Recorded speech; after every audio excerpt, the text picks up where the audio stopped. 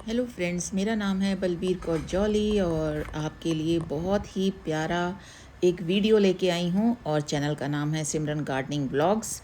तो बहुत बहुत स्वागत है। और इस तरह से हाउस हट हो और सामने फूल लगे हों तो क्या कहना, ये कितना मनोरम दृश्य लग रहा है।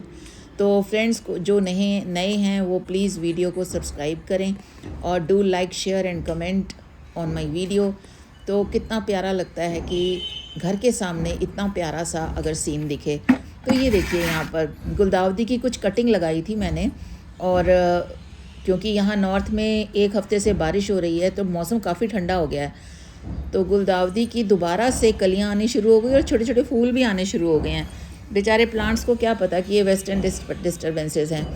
और ये मेरे पास मिर्ची के प्लांट लगे हैं, फूल आ चुके हैं। पहली बार मैंने मिर्च के प्लांट्स लगाए हैं और वो भी घर की ही मिर्ची के दाने सुखा कर। तो अब देखते हैं कि इसमें से कितनी मिर्चियाँ हमारे किचन में आती हैं और क्या होता है। और यहाँ पर है मधुमालती। मधुमालती का ये देखिए, एक ये फूल अटका हुआ है, तो पहचान ही लिया होगा इस फूल को आपने कि मधुमालती के गुच्छे से निकला है। तो बहुत ही प्यारी इसकी ग्रोथ हो रही है। फूल बहुत ही सुंदर आ गए हैं, इतने गुच्छे भर भर के गुच्छे जैसे होते हैं ना फूल, वो आते हैं इसमें। ये तो आपने देखा ही होगा। तो इतने प्यारे गुच्छों में फूल आने का मतलब है कि प्लांट की ग्रोथ सही हो रही है, मौसम अच्छा है। आज खूब हवा चल रही है। सुबह सुबह तो इतनी ठंड थी, सुबह जब मैं निकली तो शॉल लेके निकली, बहुत ही ठंडी हवा थी। और 10 अप्रैल को ये वाला मौसम है, जबकि गर्मियां हो जाती हैं अच्छी खासी अप्रैल में। लेकिन ये 10 अप्रैल आज है, तो आज सुबह सुबह का दिन है, ये बहुत ही प्यारा दिन है। और मैं बहुत ही प्यारा प्लांट आज आपके लिए लेके आई हूँ। और ये है कनेर। कनेर भी अपने भर भर के गुच्छों में फूल दे रहा है। और जब घर से बाहर निकलो ना और गार्डन में आओ तो बड़ा ही मज़ा आता है जब हम इतने सुंदर सुंदर फूल अपने गार्डन में देखते हैं। तो ये आ गया किंग ऑफ समर, ये आया असली फूल। आज इसी के बारे में मैंने बात करनी है आपसे। बहुत ही प्यारा फूल है ये पौधा मैक्सिकन पिटूनिया है। इसमें कई कलर आते हैं। वैसे तो सर्दियों में भी फूल आते हैं, लेकिन ऑलमोस्ट डॉर्मेंसी में ये चला जाता है। तो ये मेरा 10 इंच का गमला है और इसमें मैंने 2 रंग के मैक्सिकन पिटूनिया कटिंग से लगाए थे और नीचे भी इसमें काफ़ी अच्छी ग्रोथ हो गई है। तो 2 सालों से ये मेरे पास है और इसके फूल बहुत ही प्यारे आते हैं। थोड़े स्पेंट लीव्स हैं इसके नीचे, तो पहले ये सफाई कर ली जाए। तो सबसे पहले जब भी हम अपने प्लांट के पास आएँ, गमलों जो प्लांटर्स वाले हैं हमारे प्लांट्स, तो उनमें मिट्टी इस तरह से स्पेंट लीव्स वो निकाल देने चाहिए। तो ये मैंने थोड़ी सी मिट्टी इकट्ठी की हुई है। मैं जहाँ मेरे पास गमले में एक्स्ट्रा हो जाती है, या मेरे पास जो मैं गमले में ही जब कंपोस्ट टाइप खाद बनाती हूँ, मिट्टी बनाती हूँ, तो मैं इसको पन्नियों में भर लेती हूँ जिससे कि आगे मुझे काम आती रहे। तो ये बहुत ही प्यारा पौधा है मैक्सिकन पिटूनिया। गर्मियों का तो बहुत ही प्यारा पौधा है। गर्मियों में इसमें, अगर आपको गर्मियों का कोई फूलों वाला पौधा चाहिए तो इसको गर्मियों का राजा बोलते हैं। और इसके फूल गर्मियों में बहुत आते हैं, सर्दियों में कुछ कुछ आते हैं, लेकिन पाला जब पड़ता है तो इसको अंदर संभाल के रख देना चाहिए। पिटूनिया इसलिए मेरा सब्जेक्ट है क्योंकि ये देख रेख में बहुत ही आसान है। मैं फिर आती हूँ बिगिनर्स के लिए जो जॉब करते हैं, और अगर उनका कोई टेरेस गार्डन है या इस तरह से कोई लॉन है, तो अगर आप ये वाला पिटूनिया प्लांट लगाएंगे अपने गार्डन में तो बहुत ज़्यादा केयर करने की ज़रूरत नहीं है इसकी। तो जब हम इसके बारे में बात कर रहे हैं तो इसके लीव्स की बनावट के बारे में भी बात कर रहे हैं। और इसकी ग्रोथ बहुत ही अच्छी आती है। इसका एक सफ़ेद रंग होता है, लाइट पिंक और लाइट पर्पल, 3 रंगों के मैंने देखे हैं। किंग ऑफ समर भी कहते हैं इसको, यानी गर्मियों में बहुत फूल आता है। कटिंग करते रहिए, ब्रांच ज़्यादा बनती है, फूल भर भर के आएंगे। शाम होते ही फूल ख़त्म हो जाते हैं, सुबह फिर ये भर जाएंगे। तो ये देखिए, मैं मिट्टी दिखा रही हूँ इसकी, कितनी अच्छी मिट्टी है और नीचे से इसकी ग्रोथ हो रही है। सर्दियों में थोड़ा कोहरे से बचा के रखना होता है। और इसकी हाइट लगभग अगर ज़मीन में लगाएं तो 3-4 फीट जाती है। वैसे 6 इंच के गमले या 12 इंच के गमले में ये बड़े आसानी से ग्रो करता है। तितलियां भी खूब आती हैं, पॉलिनेटर्स को अट्रैक्ट करता है, तितलियों को तो खूब ही अट्रैक्ट करता है। इस पौधे को अगर आप अपने बड़े पॉट में लगाएं और ट्रिमिंग करते जाएं तो बड़ी प्यारी कैनोपी यानी छतरी टाइप बन जाएगी। और यहाँ देखिए, यहाँ मेरी नज़र पड़ी शिमला मिर्च के पौधे पर, जहाँ पर शिमला मिर्च ने अपना रंग रूप दिखा दिया है। खूब खूब फूल आ रहे हैं शिमला मिर्च के पौधे पर। पिछली बार तो बंदरों ने नोच खाई थी शिमला मिर्च। देखें अब इस बार हमारी किचन में आती है या नहीं, तो कोई नहीं, उन पे बंदरों का नाम लिखा था। बात करते हैं अगर सॉइल की, तो 40 या 30 इसमें परसेंट इसमें compost, 40% garden soil, 30% vermi compost, sand 20%, और अगर नीम की खाद डालनी है तो 10%। इसके अलावा एंटी फंगल जो है वो 1 से 2 ग्राम तक इसकी मिट्टी जब हम तैयार करते हैं मैक्सिकन पिटूनिया की तो डाल सकते हैं। नर्सरी में तो 2-4 दिन या 10 दिन तक अगर मैं कहूँ कि नर्सरी में जाएं तो नर्सरी में 20 या 30 रुपए का एक पौधा मिल जाएगा आपको, लेकिन कटिंग से बहुत अच्छा लग सकता है। गर्मियों में तो इसे पानी की आवश्यकता है, एक दिन भी ड्राई अगर होगा तो ये मुरझाने सा लगेगा पौधा।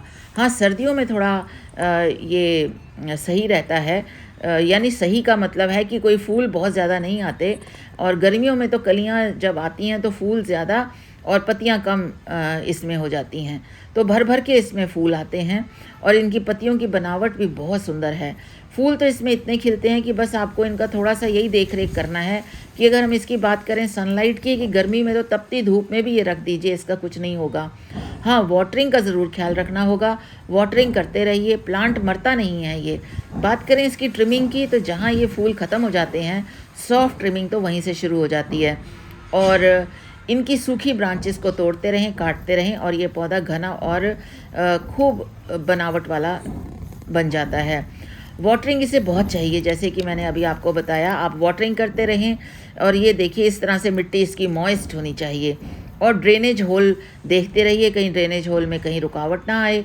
वो ड्रेनेज होल नीचे से आप चेक कर सकते हैं, गमले के जो लोअर पार्ट होता है, और लगभग 15-20 मिनट में आप सारा पानी अगर नीचे निकल गया है तब तो ठीक है। अगर ड्रेनेज होल चेक हो गया और अगर पानी इसमें रुक गया है, चोक हो गया है और पानी रुक गया, तो फिर जड़ों में रूट रॉट हो जाता है और ये पौधा मर भी सकता है। एंटी फंगल पाउडर 2-1 ग्राम 1 लीटर पानी में डाल के इनकी मिट्टी में 15-20 दिन के बाद ज़रूर डाल सकते हैं। रंगीन फूल पाने के लिए, चमकदार फूल पाने के लिए आप इनके ऊपर एप्सम सॉल्ट का छिड़काव कर सकते हैं, लेकिन क्योंकि फूल आ जाते हैं तो मैं इसीलिए नहीं करती हूँ।